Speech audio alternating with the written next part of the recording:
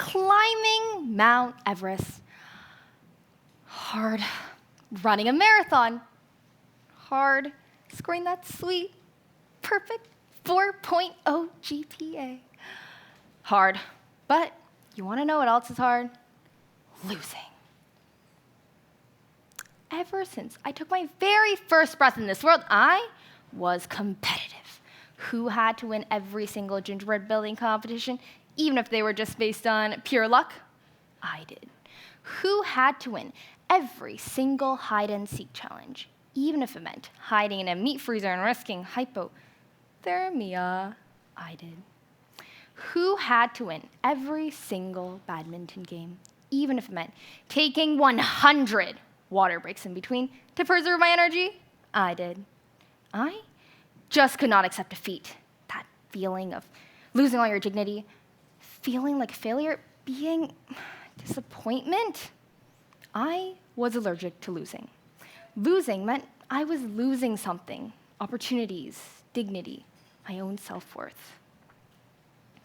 A little while back, my badminton class had a mini 4-round tournament, and I had loved badminton. Guess what? I've been taking lessons since grade 3, so I had to sign up. Round 1, aced it. Round 2, piece of cake. Round 3, nailed it. I was so excited. Just one more round till I could taste the sweet taste of victory. The final round. My opponent was absolutely incredible. They had me running all over the court. But all throughout the game, I kept telling myself, Bella, don't give up, just try harder. Push yourself more, then you'll win. The reason why you're frantically chasing the birdie is because you're not running fast enough. Just sprint. I wanted to give up. I wanted to land on the ground, honestly. But no. If I had tried harder, if I pushed myself more, then started running and then gradually sprinting, I'll win. And in that very moment, I was so exhausted, so frustrated, because my opponents hit all their shots flawlessly, with precision, impeccably, and were just 3 points away from winning, while I was nowhere near close. Instead, I was constantly chasing the birdie from one side of the court to the next. Left, we know, right, left, right, left, right. Leg cramp. Ooh, you know that feeling when all of a sudden that ball of muscle in your calf abruptly clenches out of nowhere? Right here. Feels like exquisite textiles pins, exceptionally sharp, jabbing your calf, making you think, might as well just amputate the leg. And guess what? My leg cramped right when I was about to prevent the tragic fall of the birdie before it fell back to the ground to announce yet another point gained by the other team. Sprinting, out of the question. I would not be able to keep up with the birdie anymore, and part of me started raging at the idea of losing. But I mostly just asked myself, how can I make this pain suck less? Because what really sucked right now was the mortifying, excruciating, horrid calf cramp I was dealing with, and any more sprinting would only hurt me even more. Limp to the center of the court. The least I can do now is stop tormenting myself, and I'd be able to reach the birdie from the middle of the court instead of running from one side to the next. Ultimately, I'd lost, but something wild happened. Throughout the entire round, my opponents gained a total of 11 points, while I only got 4, even with all that sprinting,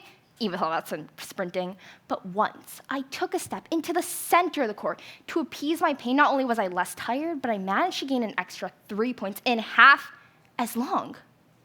Even though I'd lost, I gained a valuable lesson all out of this moment of pain. As I sat in the car, I didn't feel like I'd lost an opportunity, nor did I rage on myself like I definitely would have done before.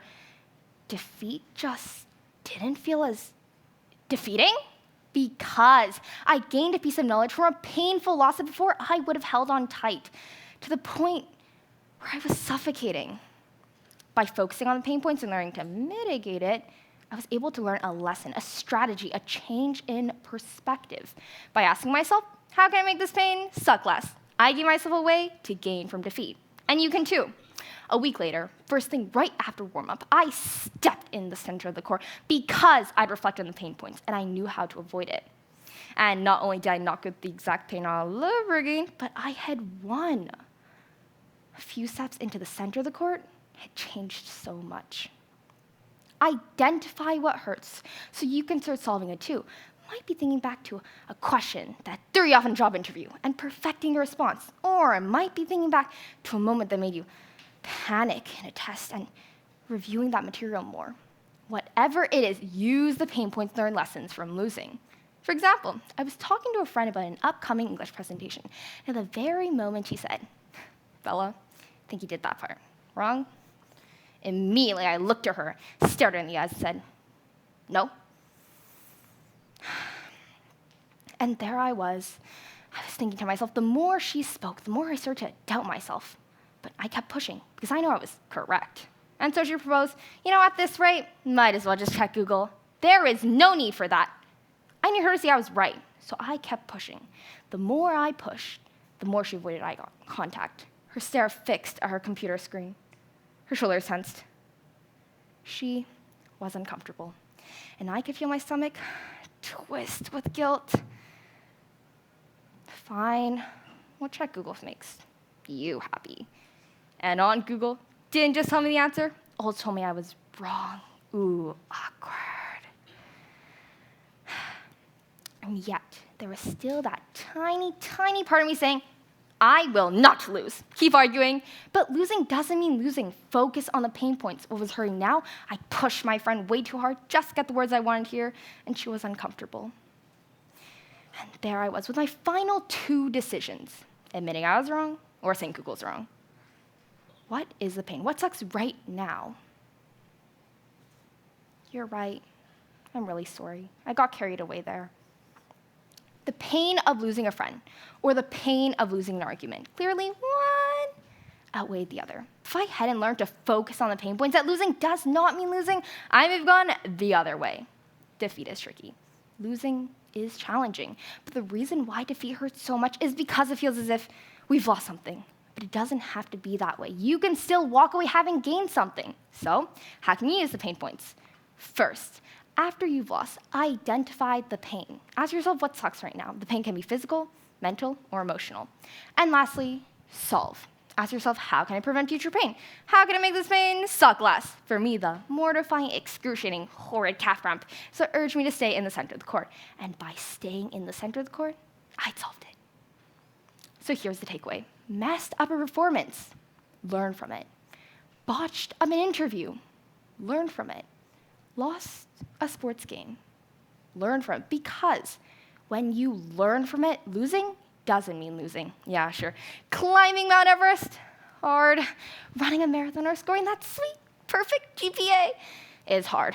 But defeat doesn't have to be. Because by focusing on the pain points, learning to mitigate it, learn a lesson. So next time, if you are at the feet of defeat, you can turn that loss into gaining a lesson, a victory. Because losing doesn't mean losing.